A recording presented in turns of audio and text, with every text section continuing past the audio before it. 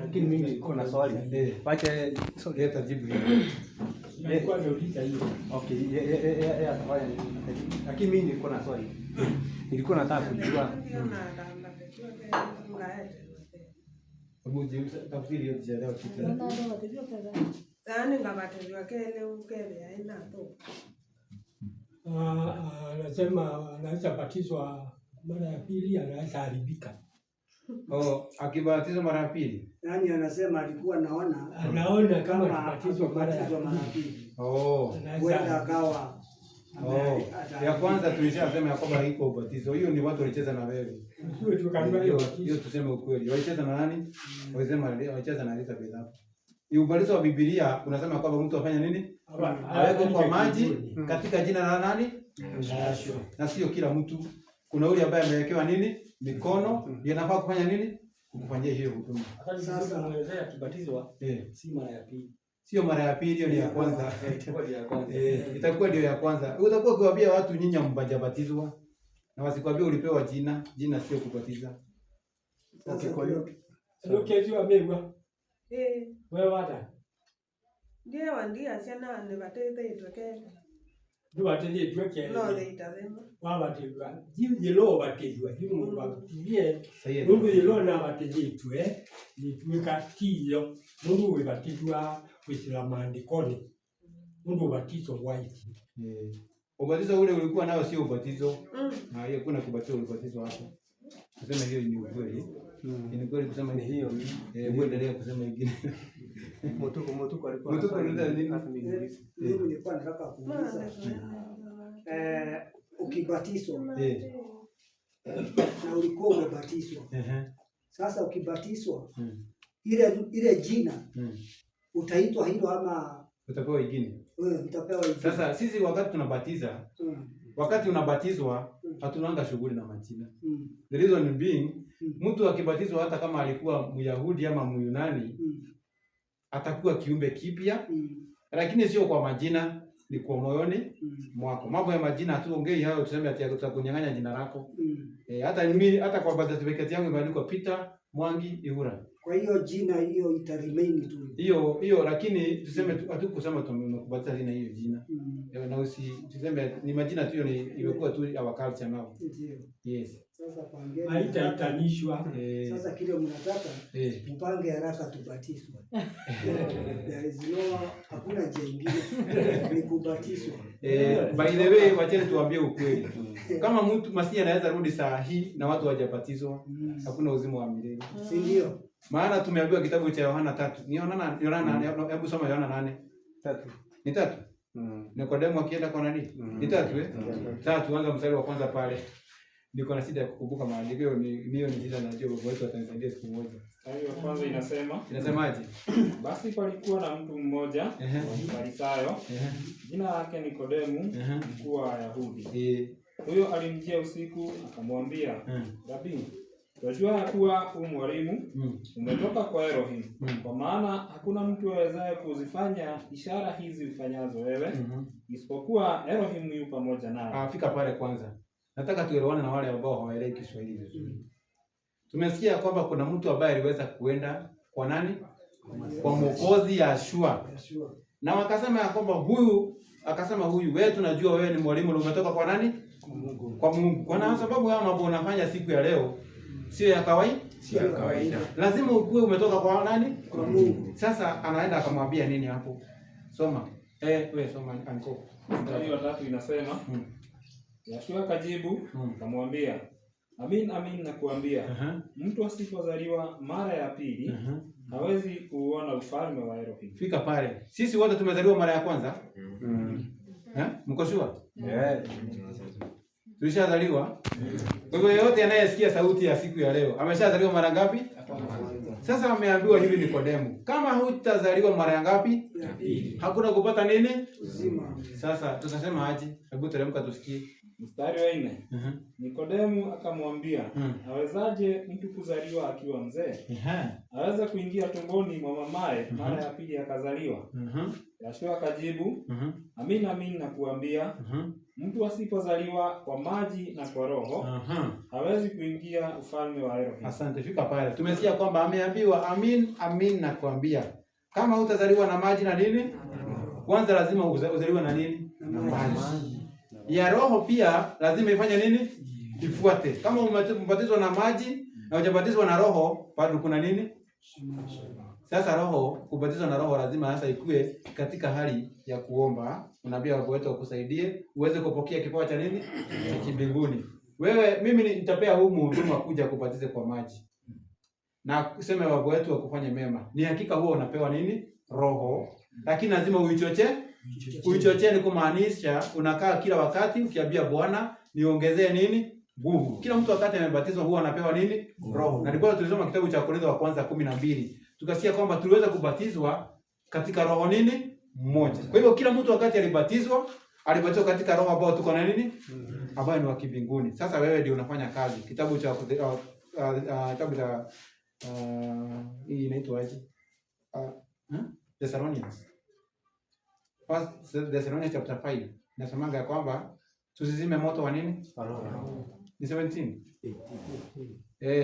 First Thessalonians chapter 5 verse 18.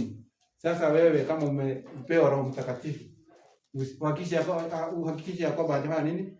Hajazima. Na kuna mambo inafanyanga azime. Soma pale ndio wewe ujue uko na hiyo kipawa. Wathesalonike wa kwanza 19 soma. Na 9 inasema msimzimishe roho. Yes. Tunaambiwa tusifanye nini? Tusimzimishe. Yaani mtikawalie mwaki wake.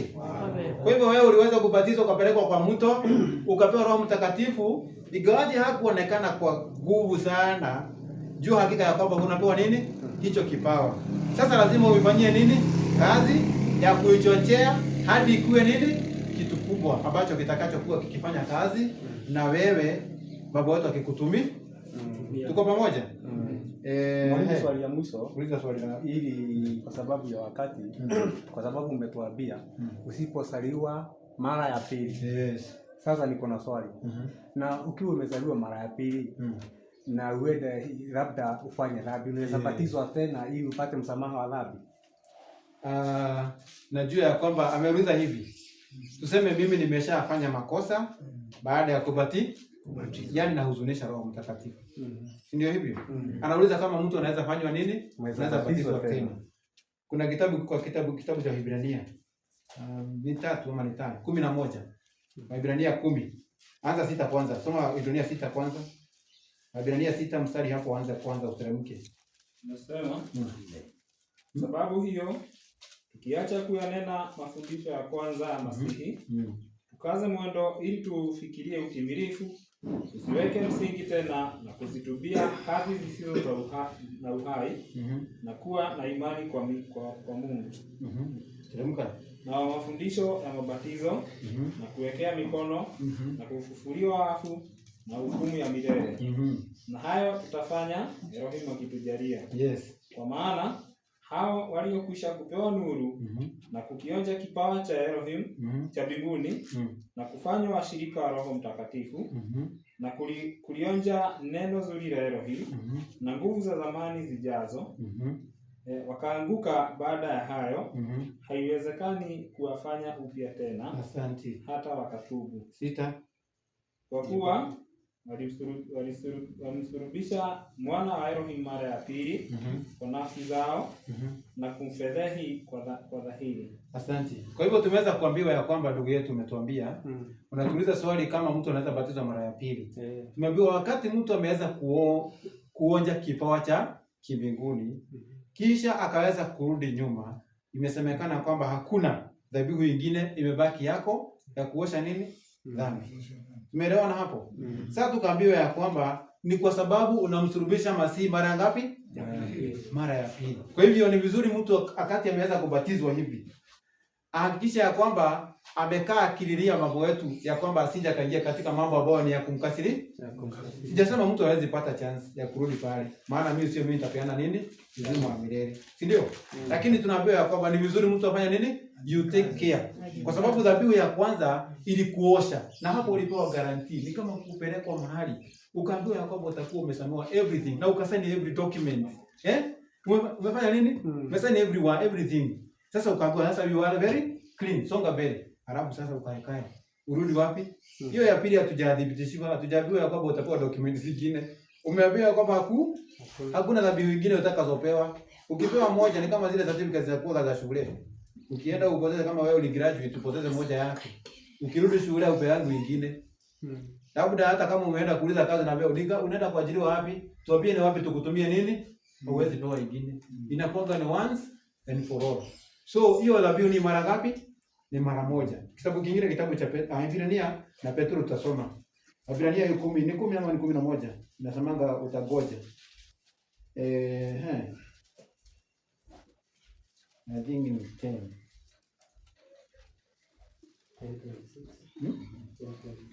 Hebu soma 26. Ni hapo. Maana kama tukifanya dhambi kusudi baada ya kupokea ujuzi wa ile kweli, haibaki tena dhabihu kwa ajili ya dhambi. Kwa hivyo tumeambiwa ya kwamba, najua kuna watu wako na hiyo tabia. Mtu anakujaga na patio. Nimejua hiyo. Hata kuna wenzetu ambao wanajua nitasitaogopa kusema hao. Na mnikubalisha kama uko na hiyo jambo. Kuna watu ambao ni rafiki zetu wa SDE. Hao kuna wakati nafikanga wanakuwa na mass baptism. Mtu anaenda anabatizwa tena. Katika kanisa la Elohim, la mwenye enzi, haifai hivyo. Mtu anafaa batizwa mara ngapi? Mara moja. Hiyo ingine, kama unataka kuwa na uhusiano mzuri na mwenye enzi, ni wewe upiga magoti, mwambie Bwana nikubali. Yeye huwa ako tayari kupokea. Lakini sio ati mchungaji akuja kupeleka wapi? Kwa mtu. Hakuna hiyo. Sasa nilikuwa nataka kusoma hiyo andiko. Sitaki kusoma hiyo maandiko mengine, maana ni maandiko ambayo iko na huzuni, lakini let us read it. Sikiza, nitasoma kwa Kikamba, kwa Kiswahili alafu Kikamba. Endelea hapo ulikuwa unasoma. Hiyo Ibrania 10:26. Mstari wa 27. Bali kuna kuitazamia hukumu yenye kutisha, na ukali wa moto ulio tayari kuwala wapingao. Mtu aliyedharau sheria ya Musa hufa pasipo huruma kwa neno la mashahidi wawili au watatu. Maonaje? Haikumpasa adhabu iliyo kubwa zaidi mtu yule aliyemkanyaga mwana wa Elohim na kuihesabu damu ya agano aliyotakaswa kwayo kuwa ni kitu ovyo, na kumfanya jeuri roho wa neema. Fika pale. Kuna jambo liko pale na ni vizuri tuweze kuangalia, tuweze kulielewa vizuri. Tumeambiwa kwamba wakati mtu ameweza kupokea ubatizo, haikuwa ni jambo la mzaha. Na tumeambiwa kwamba wakati mtu aliweza kuasi wakati wa Musa, aliweza kuhukumiwa kwa washahidi wangapi? Watatu ama wawili ama watatu. Sasa tunaambiwa huyu ambaye ameweza kukanyagia damu ya Masihi chini, anafaa hukumu kubwa kuliko gani? Kuliko hiyo. Na ndipo tumeambiwa ya kwamba wakati, yani ndio nasema ya kwamba saa hii ukiamua kuenda kubatizwa, jua ya kwamba it's a very serious business. Sio kitu ya mzaha. Kwa hivyo ukiingia kwa kubatizwa hivyo, ukitoka you have to take care of yourself. Sio uendange unafanya dhambi ukijua ati mimi nitaenda nipige uasherati wangu na huko, alafu nitakuja kuomba ruhusa. Acheni niwaambie, hiyo ni kukanyangia damu ya Masihi chini. Na unahitaji punishment kubwa kuliko ule ambaye alikuwa anafanya nini? Anafanya wakati ule wa kitabu. Soma kwa Kikamba. 26. Anza 26 uende hadi 29, kisha niende kitabu cha Petro tumalizie. Ibrania 10:26 yasia. Nono ethiwa twika nae na ngulu etinda wa kuosa umani wa ulagwa koitie lendembo inge kondo wanai ende kwetela usililo wa ukiwa na wai wa mwaki ula ukamelia ndu 28 Kadari dhati. Hadi dhati. hadi 30. Mundu ula wabuthisie miao ya Mose akusa vatetei. Kachokera wewe. Mundu 29 umesoma? Nisoma 28. Soma 28, 29 na 30. Mundu ula wabuthisie miao ya Mose akusa vatetei kondu wa ndeto ya ngusi ile kana itatu. Mwiona ailitwe ni usililo munene wiana ata ula umukinangite mwana wa Ngai na watailile nthakame ya utianio ula utheetwe nayo kindu kite kitheu na wamubudhisia vyu veva wa mumo. Wamubudhisia tena kusemaje? Wamubudhia. Nani huyo? Wamubudhisie vyu veva wa mumo. Yes. Sasa ni vizuri. Mudharau. Ulidharau na roho wa Mungu. Si unasikia? Sasa imagine ukienda kufanya hivyo. Tunaona babu wetu hata kuhurumia. Soma kitabu cha mwisho Petro wa kwanza wa pili 2 mstari huo wa 20. Petro. Mstari wa 20. Hayo 20 nasema, kwa maana wale waliokwisha kuyakimbia machafu ya dunia kwa kumjua Elohim na Mwokozi Yeshua Masihi, kama wakinaswa tena kushindwa, hali yao ya mwisho kuwa mbaya kuliko ile ya kwanza. Kwa nini? Maana ingekuwa heri kwao kama wasingalijua njia ya haki kuliko kuijua kisha kuiacha ile amri takatifu waliyopewa. Lakini imetukia kwa sawasawa na ile mithali ya kweli, mbwa ameyarudia matapiko yake mwenyewe, na nguruwe aliyeoshwa amerudi kugaagaa matopeni. Soma kwa Kikamba anko. Alafu niende mbali. Mimi nataka nimalize kabisa. Petro wa kwanza 2. Petro wa pili 2 kutoka mstari wa 20. Petro wa kwanza wa pili 2. Second. Mstari wa 20. Wa pili 2:20.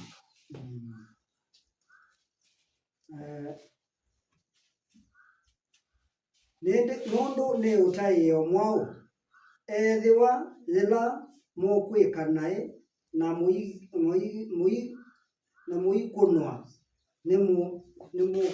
nimukumiisi indi ethiwa zila mukwikanesa na muithinwa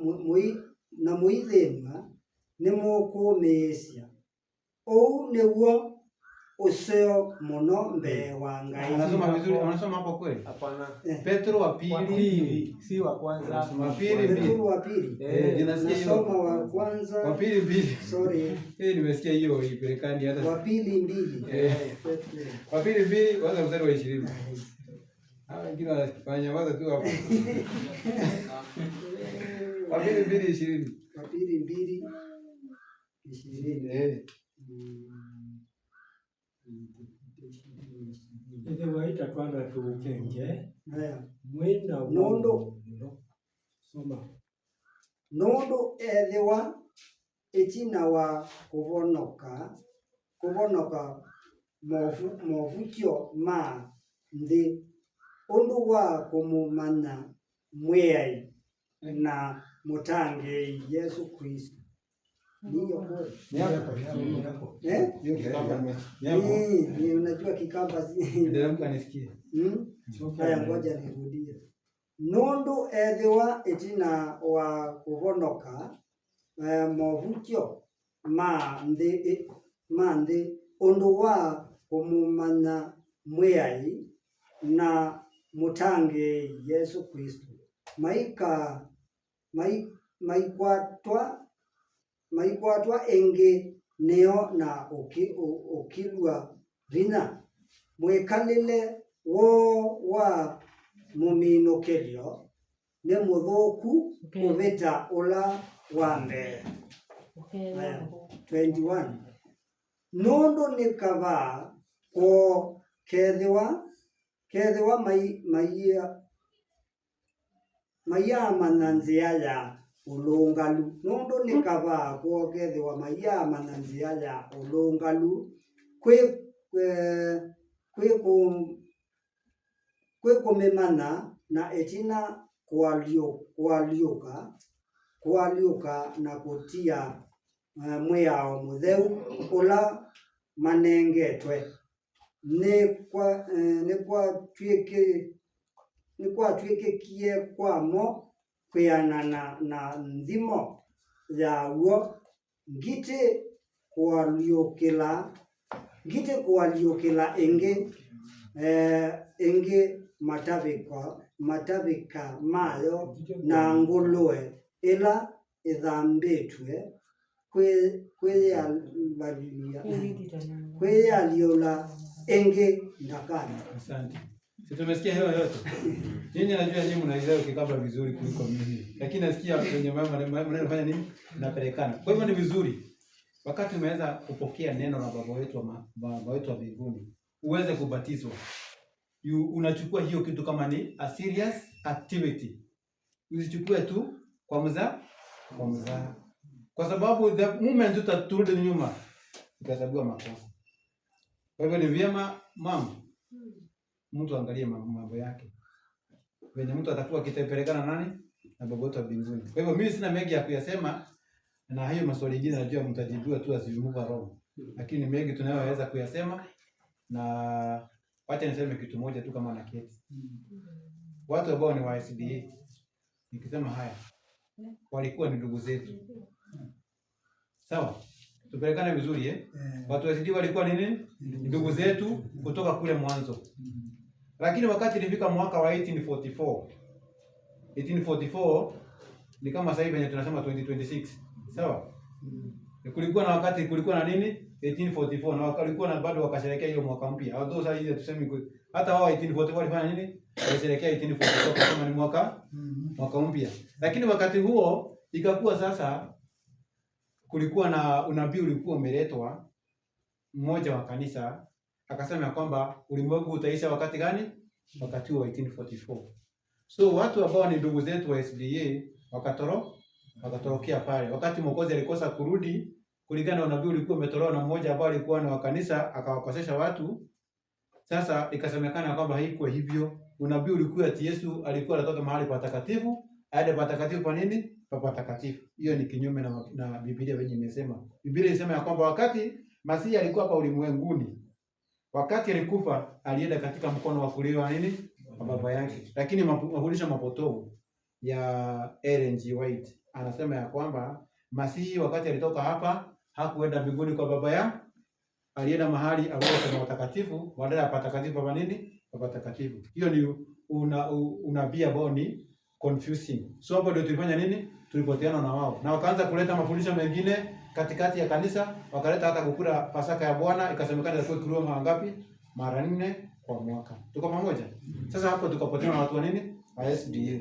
Lakini walikuwa nini? Part of us. Tena wakaleta mambo mengine ambao ni ya kanisa ambao tutaongea siku ya leo, na hapo ndio tulipoteana na hao watu wa SDA. Siku nyingine ikikuja tutasoma mambo ya unabii, tuone mahali ambapo waliweza kupoteana na wao. Baba tuwabariki sana. Asante sana, na kwa sababu ya hao mambo mengine machache. Baba tunasiwe sana. Na tukumbuke ya kwamba kama kile tulivyofundishwa kwa mambo na ubatizo, tunaposoma maandiko tunasikia kwamba eti baba wetu kulingana kile tunasoma katika kitabu cha Matendo 14:16 ya kwamba Mungu aliweza kuachilia mataifa yote waenende kwa njia zao. Kwa hivyo watu wa mataifa mbeleni kando na Waisraeli hawakuwa wanamtumikia Mungu. Wale walikuwa wanamtumikia Mungu wa kweli ni Waisraeli. Kupitia kwa Waisraeli mpangilio wa Mungu ulikuwa kwamba lazima tupandikizwe ama tushikanishwe na Waisraeli ili tuweze kupata wokovu. Kwa hivyo wokovu hakuna na njia ingine kando na Mwisraeli. Baba tunasifiwe sana. Hiyo ni Yeremia 12:16. Tubarikiwe sana baba wetu.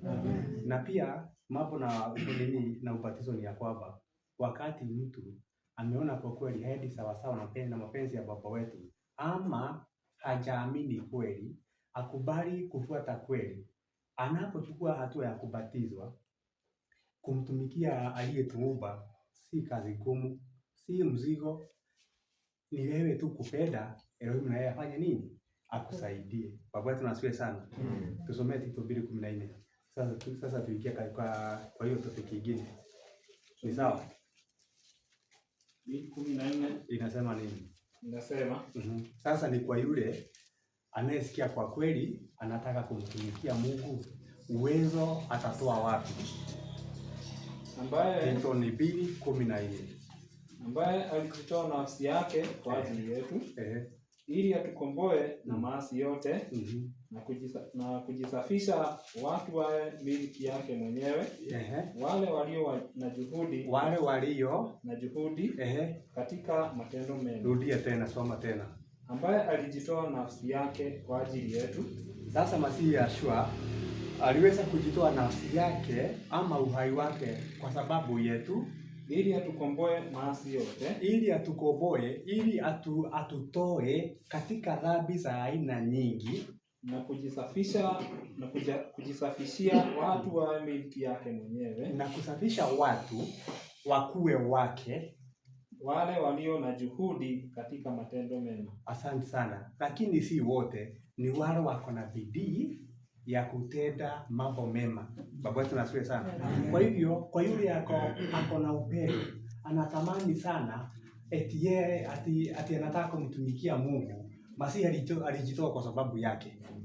Sasa huyo Masihi yeye atakuwa msaidizi wake na atamsaidia kukaa katika maisha ya utauwa. Kwa hivyo hakuna nguvu yako utatumia. Kile kinahitajika kwako ni nini? Wafilipi 2:12.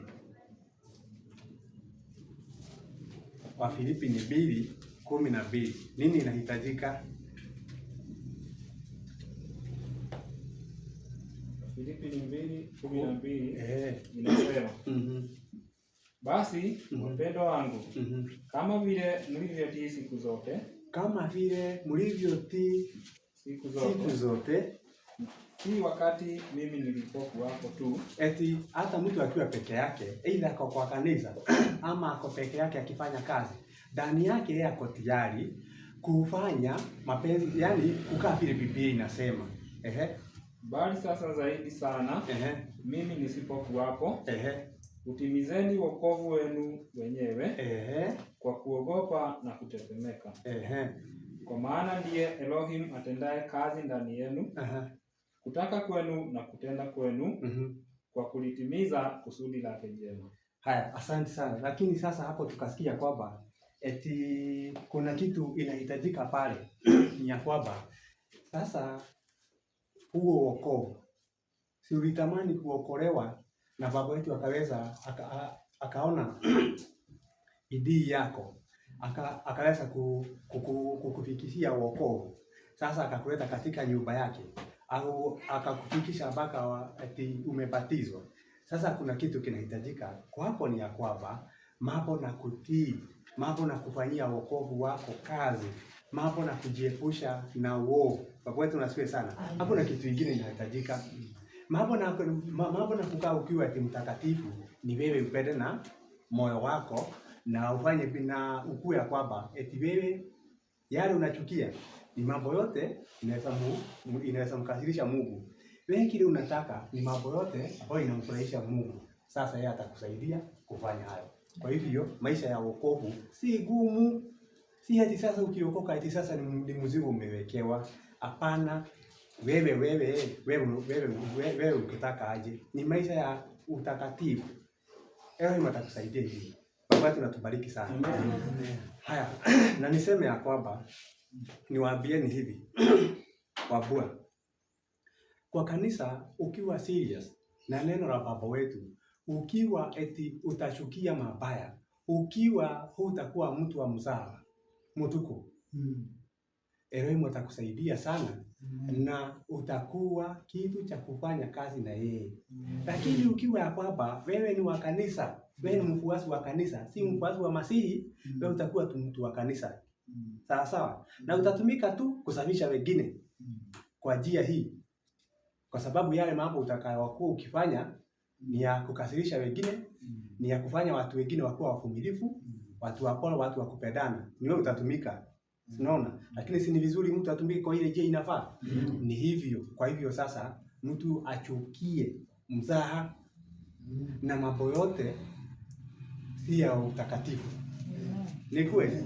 Sasa mtu akiwa hivyo eti yeye eti ndani yake Elohim akimwangalia eti yeye anataka tu neno lake kuwa mtakatifu, kuwa mtu wa kipekee.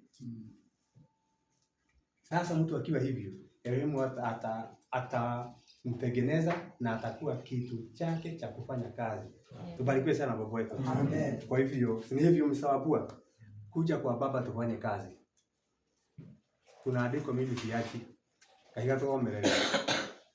Yoma githweri. Ndugige thome basi. Thoma hau. Ugututhomera riri. Thaburi. Thome na kaiga. Thome yo. Tirandika mundu mwingine. Thomere hau. Thaburi. Thoma thaburi ya 37:25.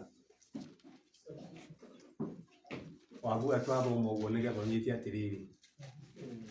Tumeona mengi. Tumepitia mengi na tumejua mengi. Sasa ni gani haya tumeyajua? Psalms 37:25. Psalms 37:25.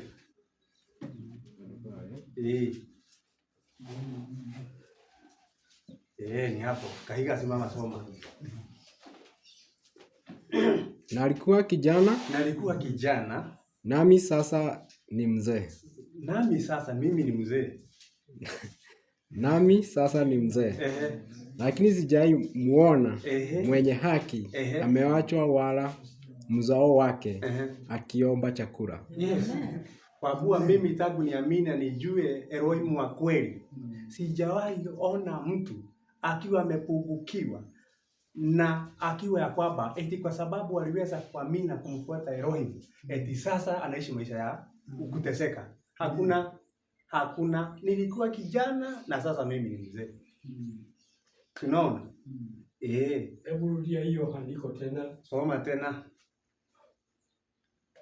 Ndio iko wapi juu? Na hebu nini? Zaburi 37:25. Nalikuwa kijana, nami sasa ni mzee. Lakini sijai muona mwenye haki ameachwa wala mzao wake akiomba chakula. Mutuku tusomee. Naye munini na yule mukuu ende ndiaona mulungani atietwe kana usiao wake ukihoya leo. Mimi ni shahidi ya kwamba eti kwa yule amekuwa serious na kumfuata baba wetu.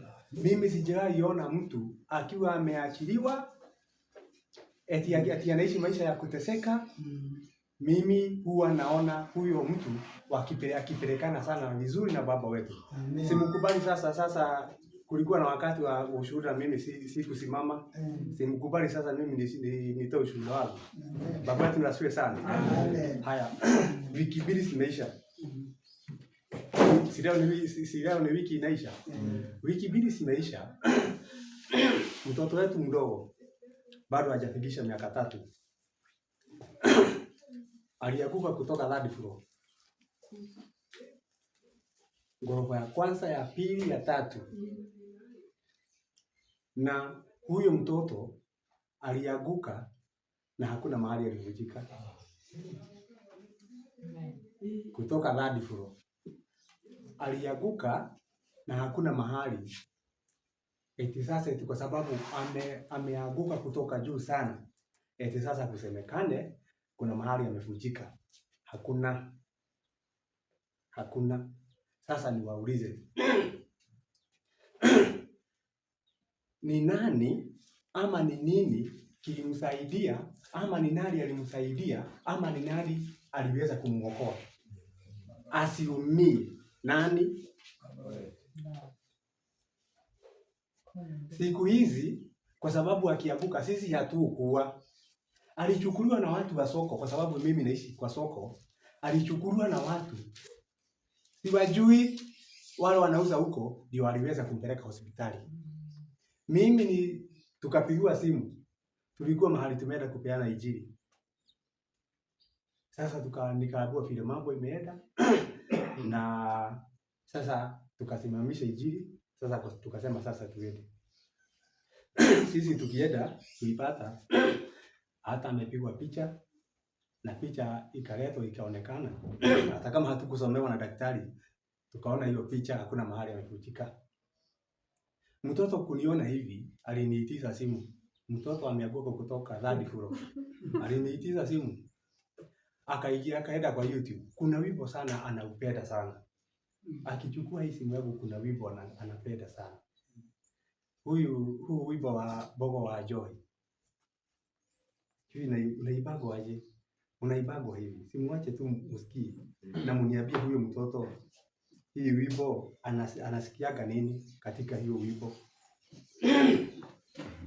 Haya. Wimbo unasemaga hivi.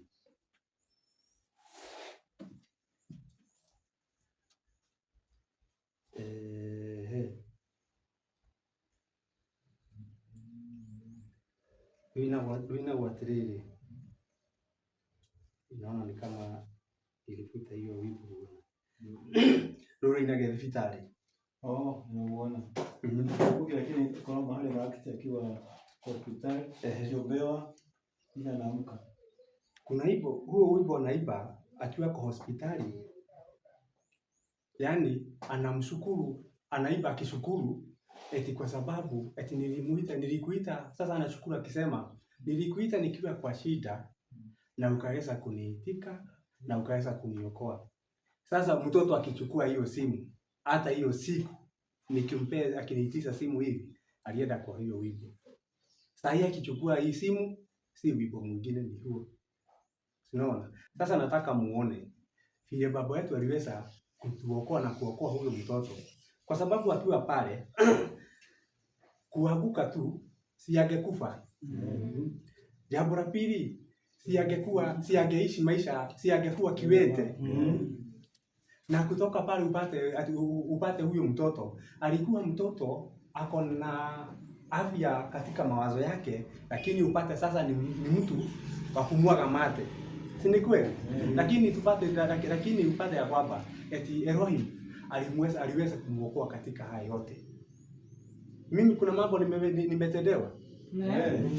Kama nyinyi hamuoni, sisi kuna mambo mengi sana tumetendewa. Usiku huo alianguka, mimi nami nikagojeka zaidi.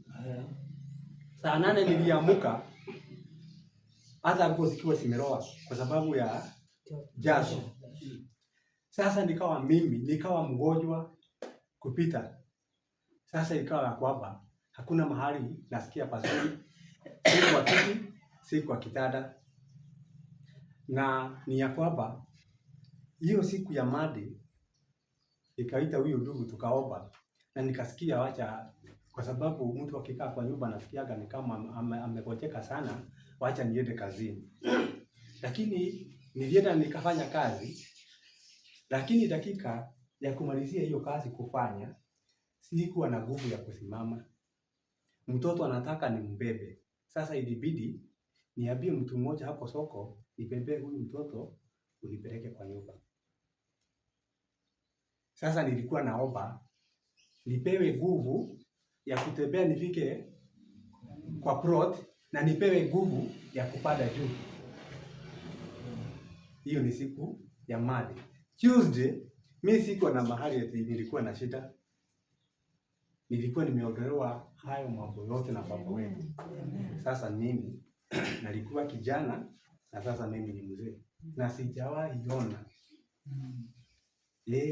mtu amemcha Elohim akiwa amepungukiwa ama uzao wake ukifanya nini?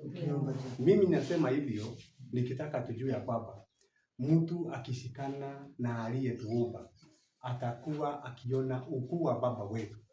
Hiyo ni Zaburi 50 mstari wa 23.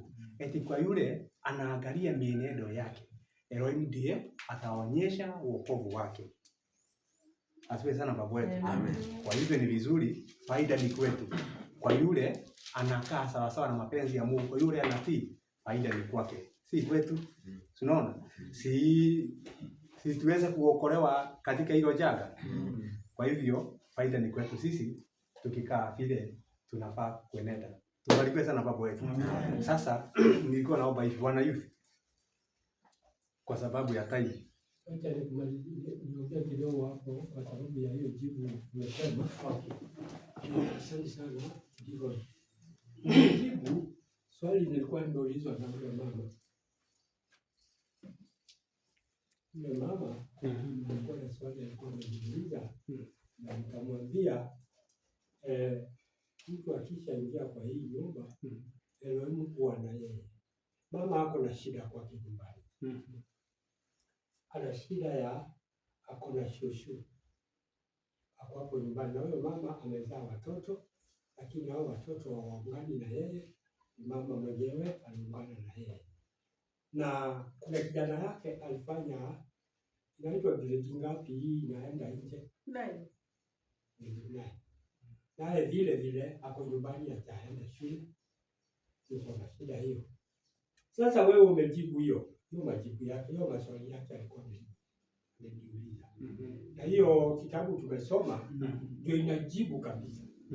Hiyo kitabu umepeana imesomwa na nani?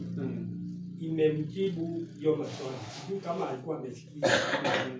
Hiyo shida yako ya kutoka ghorofa mtoto akaanguka chini. Hiyo ni Elohim akikujaribu. Na ni shetani akikujaribu. Lakini Elohim akawa ako na wewe. Tena wewe ukafikia una nguvu ya kujipeleka kwa nyumba. Tena ni shetani alikuwa anakuchezea. Lakini Elohim alikuwa anakuzuia. Na kutoka hapo mama ndio alikuwa anataka ajibiwe hiyo. Hiyo shida yake haipo tena kama anaamini. Unasikia Sabeli? Kama unaamini hakuna shida utapata. Huyo mtoto ataenda shule. Huyo mama mzee hapo unampigia hapo utapata cha kukula ukiwa na imani. Kwa hivyo mimi sikutaka niendelee sana sababu hiyo jibu imenifikia. Okay. Asante sana. Hapo ni sawa. Hivyo nimeona kidogo tu. Niweke kidogo tu.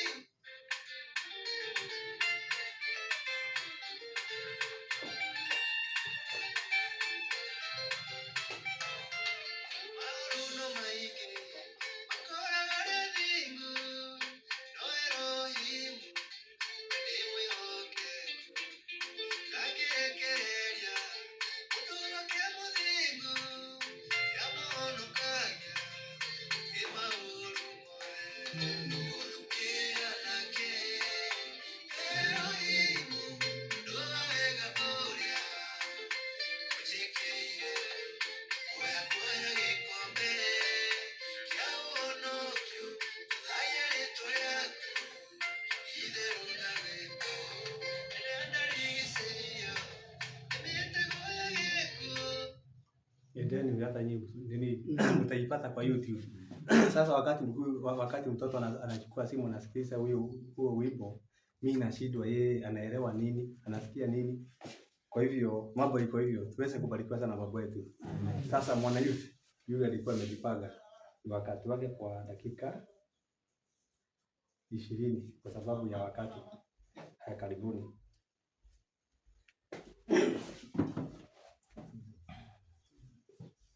Sasa mpea nini? Sio ni kama ni kidogo.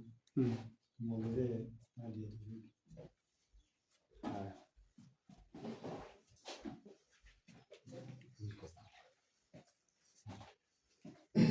Sasa mimi nasikia vijana. Pia mimi nitaongea kwa Kiswahili na tumaini nimepata hizo hata ni mingi. Okay. Unajua tunaangalia masaa tunaona. So tutanena tu kidogo. In fact mimi nitawapia ka story. Then hiyo story tuisomee maandiko mawili tumalize ama namna gani? Na tutaanza na kusoma. Nisomee tu hapo katika Acts 10. Matendo ya Mitume 10 kuanzia 38 kuanzia hapo 38 hadi 40. Nasema Mitume 10 mstari wa 38. Sio Mitume, Luka. Luka 10. Luka.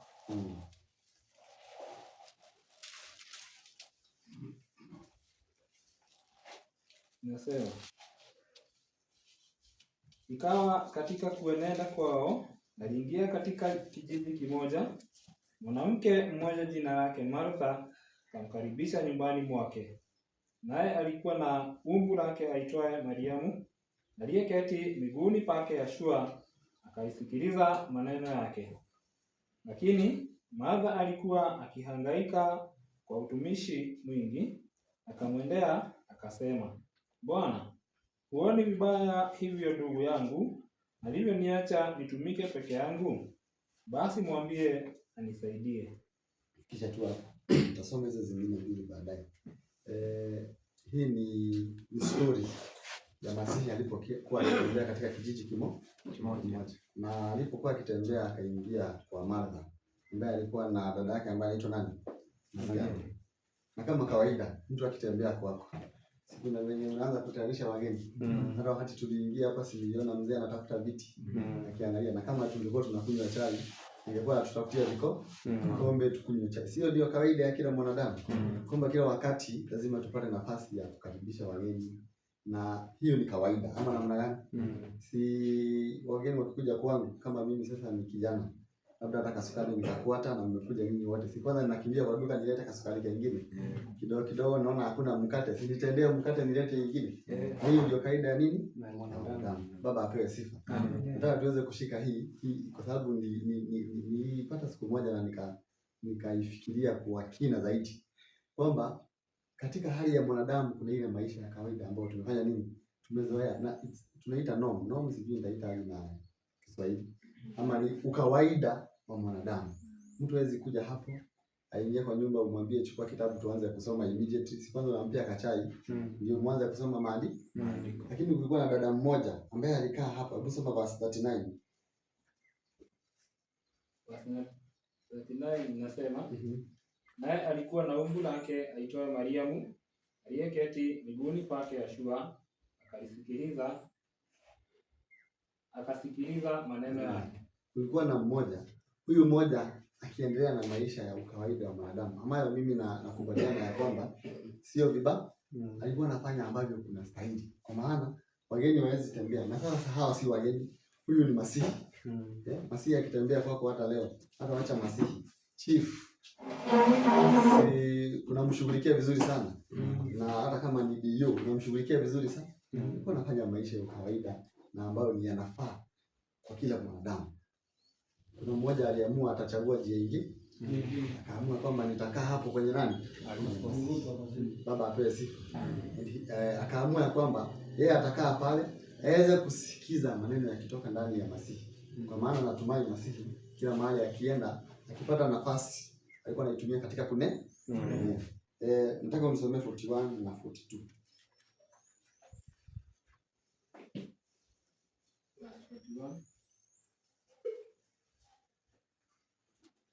Inasema, Bwana akajibu akamwambia Martha, Martha, unasumbuka na kufadhaika kwa ajili ya vitu vingi, lakini kinatakiwa kitu kimoja tu, na Mariamu aliyechagua fungu lililo jema ambalo hataondolewa.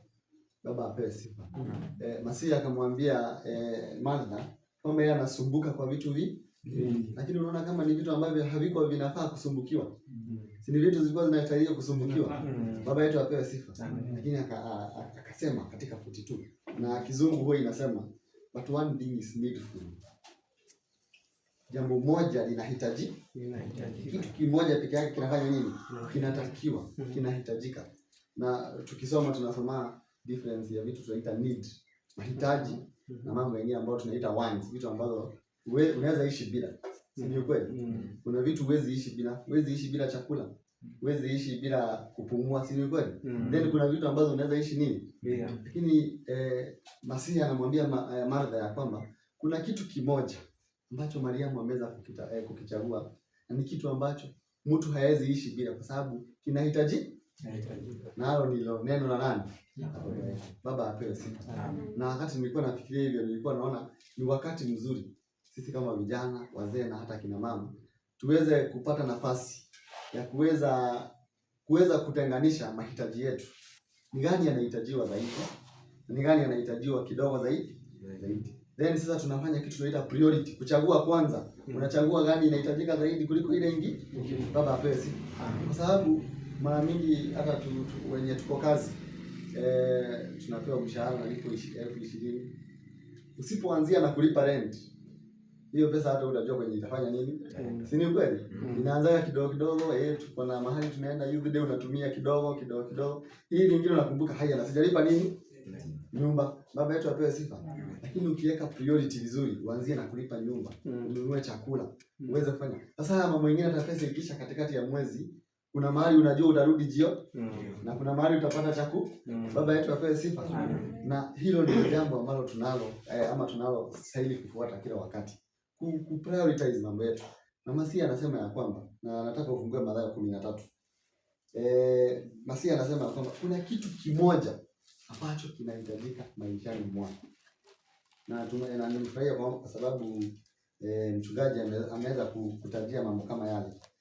Kuwa na Masihi upande wako inahitajika katika maisha yako. Wakati nilijua hii ndio siri ya maisha yangu kama kijana, niliweza kujua kwamba kila wakati nitakuwa naweka hitaji la Masihi kwa la kwanza. Amen. Baba apewe sifa. Ninamchagua Masihi awe wa kwanza. Niendapo nirudipo, nikienda kazini, nikienda interview, nikienda kuomba kazi, ninachagua Masihi awe nani? Kwa maana hilo ndilo linahitajika ndani ya maisha yangu. Baba apewe sifa. Na ni kwa kila hali. Katika biashara zetu, ukihitaji hiyo biashara iweze kuendea vizuri, umchague Masihi akuwe wa nani? Katika familia, kulea watoto na hata kutafuta bwana na bibi, wanajua hiyo. Ukitaka maisha yaende vizuri, upatane na mtu mzuri, unatafuta you prioritize, weka Bwana kwanza. Katika hata masomo, ukitaka masomo yako yaende vizuri, weka Bwana nani? Kwanza. That is what is needful. Hilo ndilo inahitaji. Nataka kusoma mstari wa 13. Kuna story ya mpanzi alienda akipanda zinaitwa nini? Mbegu. Sijui kama zinaitwa hivyo. Na ni 13, si ndio? Nataka usome hiyo ya mwisho kabisa, hiyo ya Thorns verse 22 na ameenda. Wacha nitaisoma. Alisema hivi, kuna mpanzi alienda kupanda mbegu, moja ikaanguka wapi? Kwa mawe, nyingine ikaanguka kwa njia, nyingine ikaanguka kwa miiba, na nyingine ikaanguka wapi? Kwenye mchanga mnono. Baba apewe sifa. Na Masihi alizielezea zote. Ya ile ilianguka njiani ni mtu wa aina gani? Si ni kweli? Ile ilianguka kwenye mawe ni mtu wa aina gani? Na ile hata ilianguka kwenye mchanga mnono ni mtu wa aina gani? Ambayo ninapenda sana ni ile ambayo ilianguka kwenye miiba. Ninatumai ni kama shamba hii ama the weeds ni magugu. Shamba ambalo linapata magugu, shamba ambalo ni nono vizuri. Huwezi pata shamba ambayo ni konde, ambayo it's not fertile, ikipata magugu. Ni kweli? Lazima shamba ili ipate magugu iko imenona zaidi. Baba apewe sifa. So hii ni shamba ambayo ilianguka, mbegu ilianguka kwa shamba ambayo ni nono. Baba apewe sifa. Lakini kenye alivuna ni nini? Ni magugu. Si ni kweli? Ama kenye alipata ni nini? Hebu tusome hiyo verse 22. Ni verse what? Nani atanisomea verse 22? Naye aliyepandwa penye miiba, huyo ndiye alisikia lile neno, na shughuli za dunia na udanganyifu wa mali hulisonga lile neno likawa halizai. Baba yetu apewe sifa. Amen. Ati huyu aliyeanguka kwenye hili shamba nono ambalo lina miiba na magugu mengi ni mtu ambaye alisikiaga lile neno. Huyu ni Martha ambaye anasikia lile neno. Baba yetu apewe sifa. Amen. Anafanya nini? Anasikia na unasikia. Na unajua ukisoma Kizungu hata inasemaga he hears. Kuna difference ya kuhear na kulisten. Unaweza tu kaa tu unasikiza lakini hausikii. Na kuna ile unasikiza na unasikia na inaingia ndani ya kichwa na inaenda ndani kabisa. Si ni kweli? Huyu anasikia hilo neno. Ndio maana anasema huo mchanga ulikuwa mnono kwa sababu magugu ilifanya nini? Iliweza kukua vizuri. Lakini ni nini inatendeka? Tunaambia kwamba tunaambia kwamba shughuli za dunia, shughuli za maradhi, si ni kweli? Udanganyifu wa mali ulisonga lile neno. Baba apewe sifa. Nalo likawa halifanye nini? Shalom. Shughuli zile za mali ambazo sasa baadaye asikize neno na anajua vizuri kwamba hiyo neno ni mzuri, yeye kwanza ni kushughulikia wageni, vikombe haziko safi kama sisi vijana tuosha vyombo asubuhi, ndio? Kama ni aje? Najua mlilo unaniangalia hapo na ndio ni kweli. Ni kwanza kuosha hizo vyombo kidogo kidogo, maziwa hakuna, ni kuendea maziwa, ni kuleta hizo shughuli za kila wakati. Linalisonga lile neno ambalo tumeweza kupewa. Baba apewe sifa. Na sasa nini inafanyika? Hakuna matunda ambayo inafanya nini? Baba yetu apewe sifa. Na mimi nasemanga if you don't prosper na tafsiri spiritually, economically and socially you will not prosper. Katika kwamba usiponawiri katika hali ya kiroho, hata katika hali ya maisha nyingine, hautafanya nini? Hautanawiri. Na hata wenye tunaona walikuwa wamenawiri hiyo hali nyingine na kiroho hawajanawiri, maandiko imenena kuhusu wao katika Malaki 3. Malaki 4 ukisoma hapa kwamba kuna wakati baba yetu itafika aweze kutenganisha hao ambao walikuwa wamenawiri katika kiroho na wale ambao walikuwa hawakuwa wamenawiri katika nini. Lakini ukitaka maisha yako yawe vizuri, uweze kuzaa matunda mengi katika kazi, katika masomo, katika familia, katika kila jambo, na zaidi ya yote katika hali ya kiimani, ni kuchagua kitu ya kwanza ambayo ni neno la baba yetu. Huwa nachukulia hiyo mbegu ni kwamba mwenyewe ako na shamba nono, amepanda mbegu zake, lakini hashughulikii mbegu kwanza, anashughulikia magugu, mambo ya dunia, shughuli za dunia ambazo sasa hizo ndio wanafanyia kazi kwa bidii. Sasa atavuna kweli mahindi kama anashughulikia mishege? Baba yetu apewe sifa. Utavuna ambacho unafanya nini? Baba apewe sifa. Ndiposa tunaambiwa katika Mathayo 6:34 hapo kwamba utafuteni ufalme wa baba yetu kwanza. Hilo neno linakuwa muhimu sana. Tutafute ufalme wa baba yetu kwanza. Si peke yake. Baba yetu apewe sifa. Tusiache kazi, tusiache kusoma, tusiache kufanya nini, tutafute ufalme. Lakini kwanza tutafute ufalme wa baba yetu. Maana maandiko yanajua kwamba chochote ambacho kinahitajika ni kuwa na Masihi upande wako kwanza. Haya mambo mengine atafanya nini? Baba apewe sifa. Ukisoma katika kitabu cha Zaburi 1. I think hiyo tunaweza soma, tunaweza soma nimalizia hapo. Zaburi 1 mstari wa kwanza usome hadi wa 3.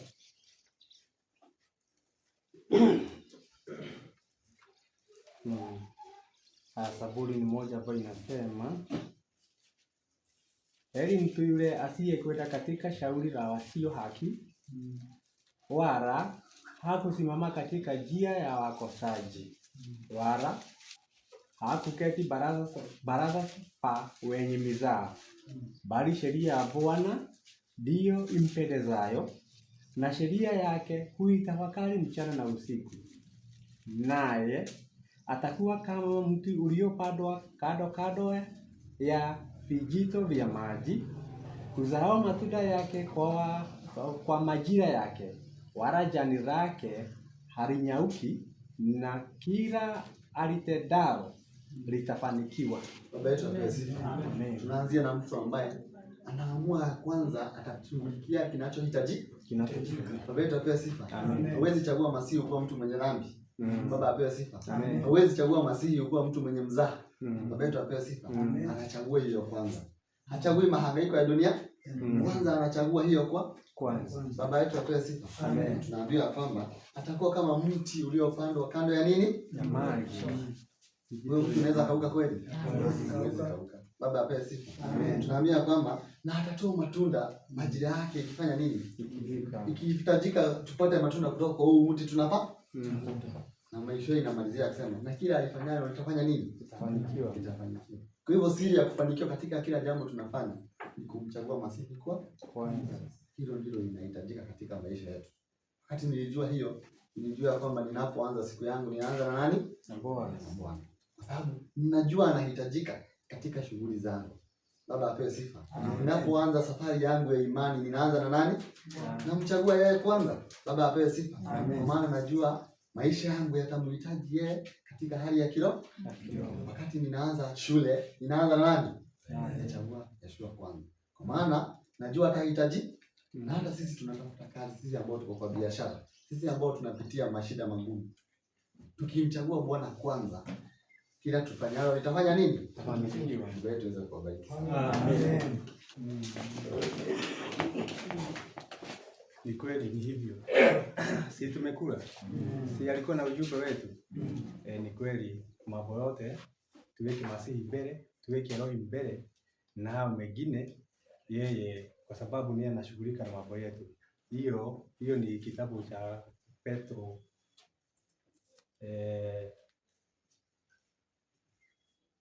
wa kwanza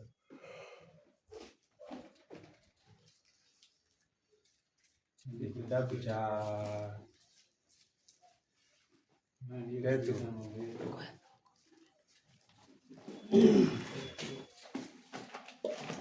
Hiyo ni kitabu cha Petro ya kwamba inasema ya kwamba eti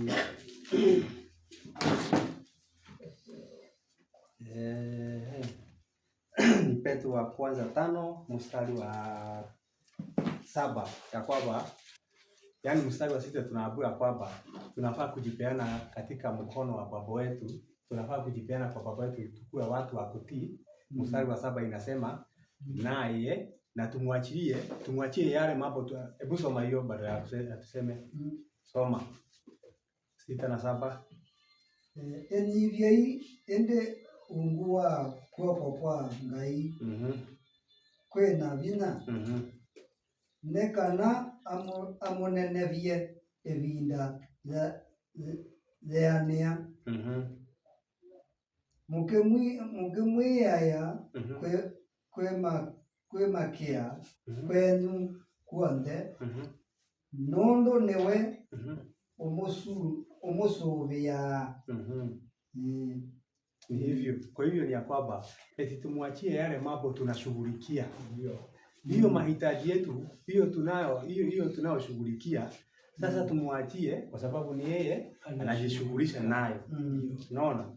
Kwa hivyo tumeambiwa ati ni vizuri tuweze kuchagua Masihi kwanza, haya mambo mengine yafuate.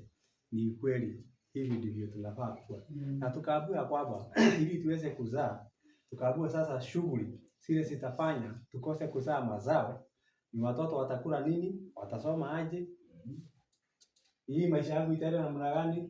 Hiyo mambo ndio tunaambiwa tumwachie, tumujulishe hoja zetu, tumwachie sisi tuwe tunajiuliza itakuwa mkamilifu kwa njia gani, ile mienendo ama matendo yangu ya roho yeye nakufurahisha. Hiyo ndio kazi sisi tumeachiwa. Hivyo ndivyo tunafaa kukaa. Lakini mahitaji yetu tumwachie, tumujulishe, tumwachie. Nitafikisha hapo, Baba wetu aweze kutubariki sana. Kwa sababu ya wakati mzee. Mimi naomba nifikisha hapo, nikurudishie kwa sababu ni saa 11 inaelekea. Na tukimalizia tunajiomba tu tukimbie na hapa, alafu tukienda. Sasa mimi nimemalizia hapo. Sasa Elohim akipenda si atupe siku nyingine ya kuonana. Amen. Niulize sabato yenu ilikuwa namna gani? Mr. Mulira, wewe umeshida aje? Sabato ilikuwa namna gani? Ilikuwa ni sabato ya kawaida ama ilikuwa ni sabato ya aina gani? Asante sana, barikiwa sana. Sister Harriet, uko na jambo ya kusema? Nasema ilikuwa ya kufana. Ni baraka. Thank you. Our Sister Jerry, wewe utasema aje? mimi yangu ni shukrani kwa Bwana kwa hata ile kazi yenye tulikuja tukafanya ile wakati Bwana ameweza kufanya kazi yake na tunaona hiyo mazao. Sasa hiyo ingine tunaweza muomba azidi kuongezea nguvu na hekima. Amen. Asante sana, barikiwa sana. Our brother Daniel Dajnak, utasema nini? Mjapo katika Bwana. Niseme ni sababu ya kipekee sana. Kushika hapa. Niseme tu idanga kuna jina jingine nasikia tunaitwa. Kuhusiana. Kushida na nyinyi. Nimekuwa mtu wa kupata baraka tele. Pia Baba yetu aweze kuwabariki sana. Na pia wakati mwingine wa kuona. Na kwa wale wameamua kukata kauli, Baba yetu aweze kuwasaidia sana. Amen. Na watapata uzima wa milele. Amen. Asante, barikiwa sana. Mama, niwa niende na ciaria nitugo mugaga. Dineri. Haya, wewe nafato yako yeko anagati. Wewe no ndogiuga. Nengalo. Ati momo. Iwe mamu we hauga. We watinda atia.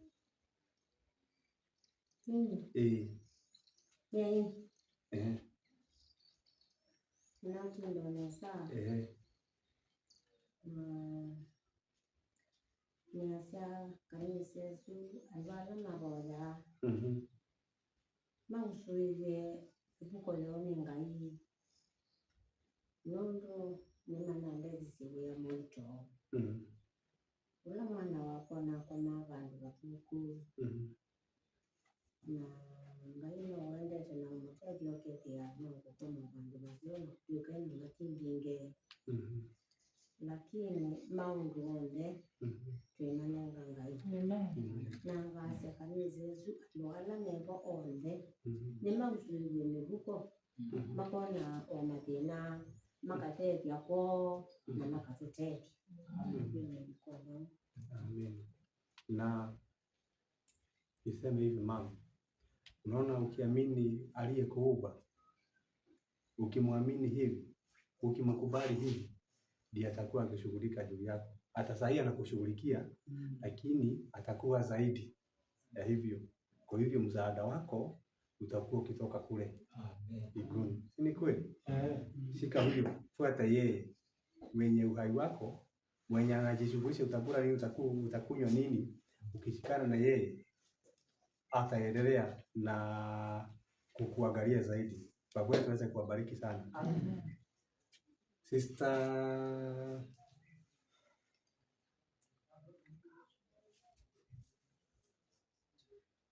Joy. Joy. Thank you. Utasema nini wewe? Kwa sabato yenye baraka. Na mbarikiwe sana kwa kukaribisha huko. Thank you, welcome. Haya, brother kumakore ya kile. Weta ithie. Nige tugacoka twako tumite yo kuria. Ukuga ate? Shalom. Kwa sabato yenye baraka. Nilidhani tunakuja kuhubiri lakini mimi mwenyewe nilikuwa kuhubiri sana. Barikiwa sana na Baba yetu azidi kuadhimisha. Kwa pamoja safarini. Asante sana. Asante sana. Our brother Wabua, uko na kusema? Nasema karibu tena sana. Endelea kuinua. Tuendelee kusonga pamoja. Asante sana brother. Barikiwa sana. Mr. Kariuki. Wewe utasema nini? Utasema namna gani? Kwa sabato ya kesho. Venye watu wako mkali kupiga maswali. Nimefurahia. Bwana watende mema. Amen. Wajalie kwa hekima yake. Kujua zaidi. Kwa mambo yao ya kawaida wanashughulikia. Asante sana. Barikiwa sana. Our brother Kahiga. Tulisema kitu lakini ulisoma. Sema kitu. Mchukulie na video. Oh. Jichukue.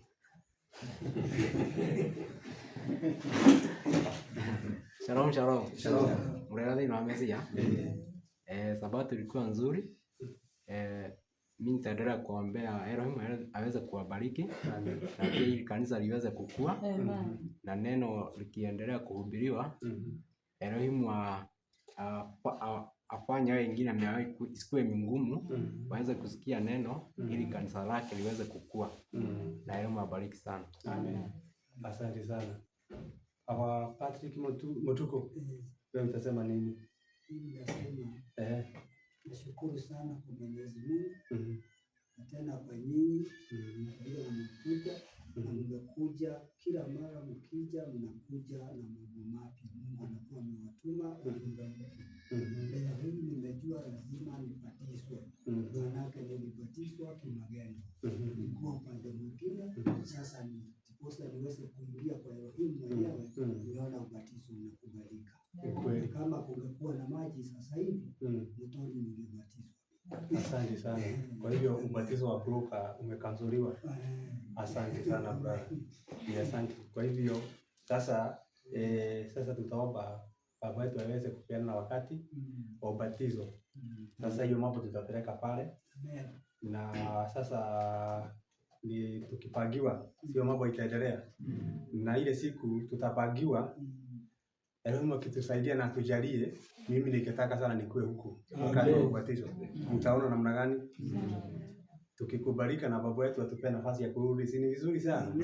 Asante sana. Ili huyu mtoto akue, sasa kuna wakati hatashikiliwa. Sasa kuna wakati hii kanisa itashikilia ingine. Si ni kweli? Lakini kwa saa hii ninyi mnashikiliwa. Kesho yake ninyi mtashikilia wengine. Sasa msome pia mnashikiliwa ili mshikilie wengine. Si hivyo? Kwangu mimi nimefurahia sana kuwa hapa na nimefurahia sana sasa kwa sababu tumeweza kuongezeka na ninafurahia sana na nashukuru baba wetu kwa sababu ya hiyo kazi anaendelea kufanya katika eneo hili. Mimi natarajia makubwa, natarajia mazao mengi na natumai tukikuja siku nyingine tutapata kanisa ikiwa imeongezeka. Sasa uongee na Yusuf. Ongea na Yusuf mwambie tutakuja tena. Nilimpigia na akaniambia atajitoa mapema akuje lakini hakuweza kukuja. Sasa ongea na yeye wakati mwingine tutaonana. Sasa tuweze kubarikiwa na tuwe na wakati mwema. Amen. Amen. Kuna neno moja ambalo mimi nataka kuongea. Kwa kweli Elohim anafanya kazi. Wakati tulikuwa tunaomba na mambo hapa hivi, viti tulikuwa tunaziweka hivi. Zinakaa pamoja tunakalia yake ndani. Lakini pasta mwingine ambaye alikuwa ametoka Mitaboni alikuja. Kaja tukaomba, tukaongea, tukaimba nini. Akaniambia basi kabla hatujakaa chini kusoma maneno hizi viti wacha nitoanishe. Katoanisha na akapanga. Kaniambia wakati wote ukiingia kwa kanisa toanisha hizo viti. Malaika ndio wanakalia. Wakati mnaomba malaika nao wanaomba. Kwa hivyo hiyo inakaliwa nao malaika, watu watakuja kama hiyo. Si leo tumeomba viti. Si leo mimi nimeshuhudia kuomba viti. Mkaona nikikimbia mpaka nikakimbizwa na huyo akaniambia rudi. Mama akaja akiwa anabeba viti na fomu. Hii fomu ya kanisa hii. Hiyo viti alikuwa amebeba ya kanisa hii. Na zile zingine tumeomba sasa tumesema ni za kanisa hii. Kwa sababu hata nikirudisha wale walikuwa wamekalia kesho yake sabato nyingine watakuja kukalia. Kwa hivyo si mnaona hiyo ni miujiza ya Elohim ambaye alituma malaika wa mtu anakuja anatuambia tutoanishe viti. Sasa nimeshuhudia hapo. Nimeona viti nimeenda kuomba. Na kuna pasta mwingine aliongea hapa. Siku ile tulikuwa huko. Alisema na hizi viti havijatosha. Tutanunuliwa viti tuletewe. Kwa hivyo hata mimi nimeshukuru. Na nyinyi mwende muombe sana. Tuletewe hiyo viti, vijae ama tununue kiwanja ama twende tujenge huko kwangu kuna kichaka kubwa sana tujenge kanisa huko. Kwa hivyo nimeshukuru sana. Na nimesema asante ndugu zangu dada zangu, tuko pamoja. Elohim atatubariki. Sasa hatutakaa sana, kile tunataka ni wimbo mmoja, alafu tutoke tushirikishe mama, tukamuone kwake nyumbani, tuone ile kazi tulifanya, alafu ndio turudi tuagane. Yes. Shalom. Shalom. Jambo. Singetaka kukosea. Nataka nitoe hilo jambo ndani yangu. Nikitoka Kahawa West nilipewa salamu zenu. Nimezipokea. Pia kuna wadogo tulikuwa nao mahubiri ule wakati mwingine hawakuweza kuungana nasi. Kuna ndugu Irongo, kuna ndugu Dan na Onesmus pia wao kanituma salamu nimezipokea. Si baba wetu aweze kuwabariki. Asante. Pia nami nilikuwa nimepewa salamu zenu, nilikuwa nimesahau. Sasa mzipokee. Hata mimi nilikuwa nimepewa salamu. Nimepewa salamu na Steve. Nimesipokea. Niliongea na mwaka kutoka Nguripa. Akanituma salamu, akaniambia ataweza kufika. Nimesipokea. Nimepewa salamu zenu na Pastor wa Juda asubuhi tulikuwa na yeye. Nimesipokea. Pia sababu kwa majaliwa ya Mwenyezi Mungu nitashiriki Juda. Amen. Hata mimi nilikuwa na salamu, nilikuwa na Pastor Wakura Greston na familia yangu, wakaniambia nikuje niwasalimie. Yes. Na tukirudi kwetu. Tukirudi sisi tunawatuma mkirudi mahali popote mpeleke salamu zetu kwa wingi. Na mseme Idanga, Bushani wanawangoja. Kana mseme matunda tuko naye mingi, wakuje Sabato ingine tuombe na mbebe matunda. Unasalimu sana. Sawa. Pia tumefurahi. Yes. Mama Tumana. Tatumana salamu. Ngeni. Wasalimia wa mama na watoto. Mwambie tumesikia vizuri sana kwa kuja. Okay. Asante sana. Sasa ningesema msimame mtupatie wimbo, alafu ndio tutoke wimbo moja. Tutoke twende huko ndio turudi tuje tuagane. Sawa?